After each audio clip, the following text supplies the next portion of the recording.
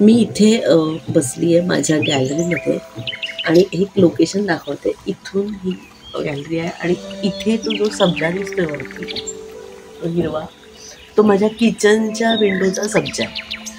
आणि बरोबर त्या सब्जाच्या खाली, त्या सब्जाला लागून मधमाशांनी पोळं बांधलं. आणि असं झालं की दुपारची 11:30चा टायमिंग होता. किचनमध्ये पोळ्या करत होते आणि भराभर अशा एक अशा मधमाशा यायला लागल्या अचानक आणि तिथे येऊन चिटकायला लागल्या. तर मी विंडो बंद केला आणि मी माझं आपलं काम करत होते आणि 15-20 मिनिटांनी बाहेर या गॅलरीत आले आणि पाहिलं तर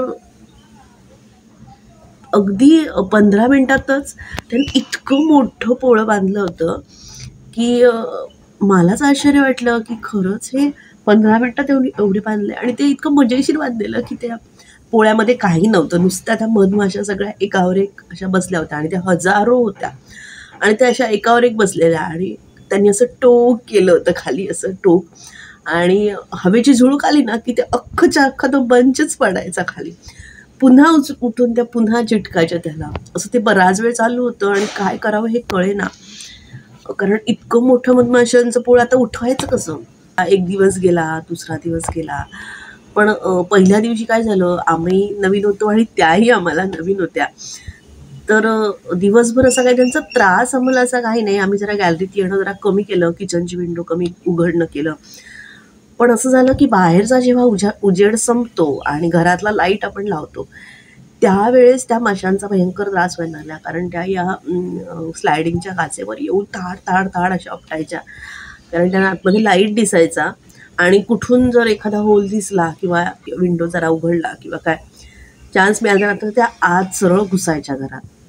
मग आम्हाला सुद्धा वाटलं की लाईट घरातला हा कमी केला पाहिजे. मग आम्ही हॉलमधला लाईट कमी लावायचो, बाकीच्या रूममधला लावायचो, किचनमधलं पण संध्याकाळचा लाईट नाही लावायचो, जरा उशिरा लावायचो. असं करत करत आम्ही सरावलो. 1 महिना झाला, 2 महिने झालं, त्या माशांचं पोळं असं आतमध्ये ना बर्फ जसा असतो, बर्फाचे असे तुकडे आपण, तसं ते बर्फासारखं एकदम पांढरं शुभ्र. जेव्हा कधी त्या माशा मध्ये मध्ये उठायच्या थोड्या थोड्या, म्हणजे 10 माशा जरी साईडने एका कोपऱ्यातल्या उठल्या तर ते आतलं व्हाईट पांढरं शुभ्र असं पोळं आम्हाला दिसायचं. पण दिवसाचं आम्ही गॅलरीत सुद्धा वापरायचो तसं आम्हाला यांचा काहीही त्रास नव्हता. आणि पण बिल्डिंगमधल्या लोकांचे मेसेजेस यायला लागले की तुमच्या इथे मधाचं पोळं आहे आणि ते काढा. संध्याकाळचा लाईट लावला की मग माझ्या घरात येतात, लहान मुलं आहेत.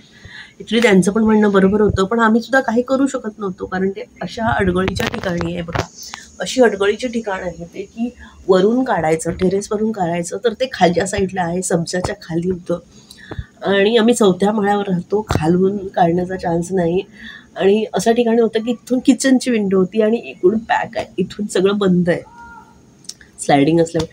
म्हणजे ते काढणार तर किचनमधूनच, बाकी कुठूनही नाही. तर ते कसं काढायचं, इतक्या माशा घरात घुसणार आणि आमच्याकडे पण एक छोटा लहान मुलगा आहे. तर या सगळ्या संभ्रमात आम्ही 2 महिने गेले, 3 महिने, पण मग खूपच सगळ्यांचा त्रास जाणवायला लागला की नाही, आता आपल्याला खूपच मेसेज येत आहेत. आम्ही सांगितलं तुम्हाला कोण मिळत असेल तर तुम्ही काढून घ्या. आम्ही 2-3 महिने आम्ही बाकीच्या गावांमध्ये गेलो, तिथे कोण पोळं काढणार आहे का माणूस याची सुद्धा चौकशी केली, पण आम्हाला कोणीच असं मिळत नव्हतं. काय एकाने तर सांगितलं की आम्ही 3,000 रुपये घेऊ. पण म्हटलं ठीक आहे 3,000 रुपये आणि घेऊ, पण ते आम्ही पोळंसुद्धा आम्हीच घेऊन जाणार काढून. म्हणजे मी म्हटलं पोळं काढणार तर आम्हाला पोळं तरी द्या, तर तेही नाही, ते 3,000 रुपये घेणार होते. ठीक आहे, पण ते बोलले आम्ही येऊन बघणार ती कुठची जागा आहे. येऊन त्यांनी बघितलं तर ते म्हणाले नाही, आम्हाला असं म्हणा नाही, हे किचनमधूनच काढावं लागेल आणि किचनच्या विंडोला पण स्लायडिंग आहे, प्लस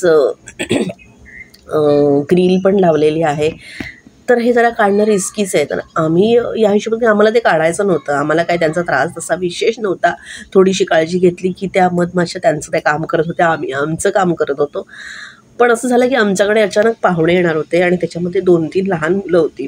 मग आम्ही ॲडजस्ट करत होतो संध्याकाळचा लाईट लावणं, कमी लावणं वगैरे, पण ती मुलं असताना ती गॅलरीत येणारच, रात्रीची खेळणारच सगळीकडे.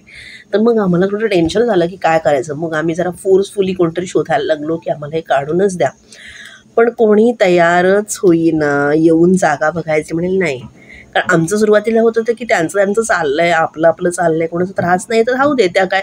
पण मी असं सर्च केलं होतं किंवा चौकशी पण केली होती की नाही हे पोळं आहे ना मधमाशांचं, हे थोडे दिवस ते त्यांचं झालं की मध तयार आणून करतात, ते ठेवतात आणि त्या पिऊन मग ते सगळ्या निघून जातात सुकलं की.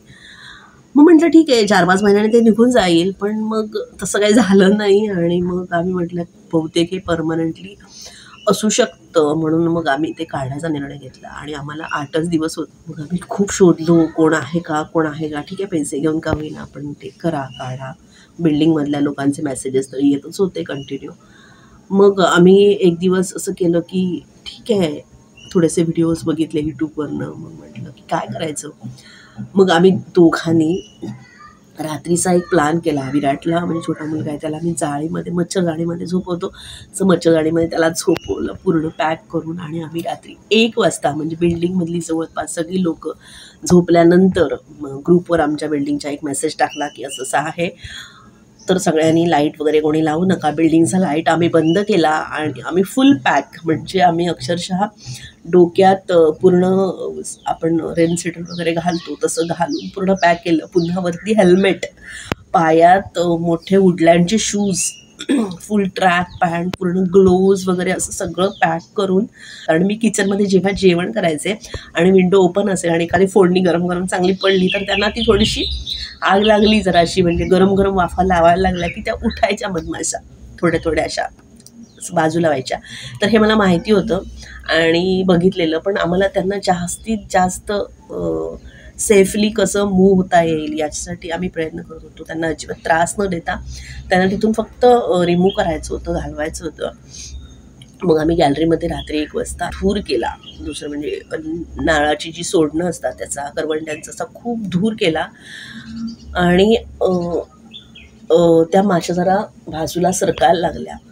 आणि नंतर मग आम्ही काय केलं की काळोखात हे सगळं करायचं होतं. फक्त चांदण्यांचा प्रकाश होता, कारण आम्ही जर मोबाईलचा जरी डिस्प्ले जरी ऑन केला तरी त्या मधमाशा आमच्या अंगावर अशा यायच्या. म्हणजे आमच्या हातात मोबाईल आहे तर डिस्प्लेचा लाईट जवळ असल्यामुळे त्या अशा अंगावर यायच्या, पण पूर्णपणे काळोखात. तो जो चांदण्यांच्या प्रकाशातच आम्ही हे सगळं केलं.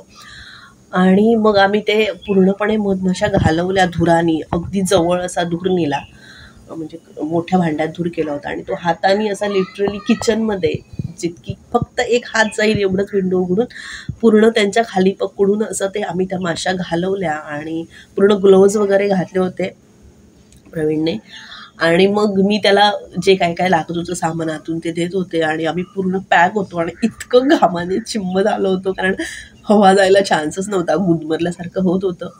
पण हे करायला मला 2-2.5 तास वाजले. म्हणजे 3 वाजता आमच्या हातामध्ये हा मध आला. आम्ही मग ते सगळ्या माशा केल्यानंतर आम्ही ते कट केलं आणि ते इतकं जड होतं, कारण तिथे कॅरी करणं कठीण होतं. एका हातात परात पकडणं आणि ते कट करून दुसऱ्या हाताने 2 हात कसे वापरायचे किचनच्या ओट्यावर चढून, असं सगळं आम्ही ते हँडल केलं. आम्ही हे 3 वाजेपर्यंत हे रात्री करत होतो. नंतर आमच्या हातात हा प्रसाद मिळाला, आम्हाला ही मध मिळाली आणि आम्ही हुश जरा झालो. आणि त्या मधमाशा मग सकाळी उठल्यावर आम्ही म्हटलं तर काय झालं असेल, बिल्डिंगमध्ये कुठे गेल्या असतील, कोणाच्या घरी कोणाला त्रास, पण तसं काही झालं नव्हतं. त्या माशा गेल्या होत्या आणि सकाळी आम्ही ते सगळं रात्रीच क्लीन केलं, कारण पुन्हा येऊन बसल्या होत्या. पण त्या माशा लिटरली पुन्हा येऊन बसल्या होत्या. पण आम्ही पुन्हा मग सकाळी खूप धूर करून ठेवला गॅलरीमध्ये. मग त्या माशा गेल्या धुराने, कमी झाल्या. असं एक आम्ही रेस्क्यू ऑपरेशन केलं होतं दोघांनी रात्रीचं चांदण्यांमधलं. खूप असं लक्षात राहण्यासारखं होतं आणि मजा पण आली होती. आणि आम्हाला थोडंसं वाईट वाटत होतं की असं काय झालं तर आपण कुणाकडे मदत घ्यायची. आपल्याला, म्हणजे मी व्हिडिओज काही बघितले होते की ते जाळीची बॅग असते आणि त्याच्यामध्ये त्या माशांना सगळ्या भरतात, म्हणजे असं लावतात आणि झीप बंद करतात आणि त्यांना जंगलात नेऊन सोडतात. आम्हाला म्हटलं की काढायचं तर आपण असंच काढायचं, त्यांना जंगलात नेऊन सोडायचं आणि मग ते पोळं काढायचं आपण. पण तसं आम्हाला कोणीही सापडलं नाही, कोणीही मिळालं नाही. तर यासाठी काय सोल्युशन असू शकतं आम्हाला जरा कमेंट करून सांगा. पुन्हा बायचान्स आमच्या इथे असं काही झालंच तर आमच्या इथे किंवा कुणाच्याही मध्ये तर काहीतरी मदत घेता येईल अशी.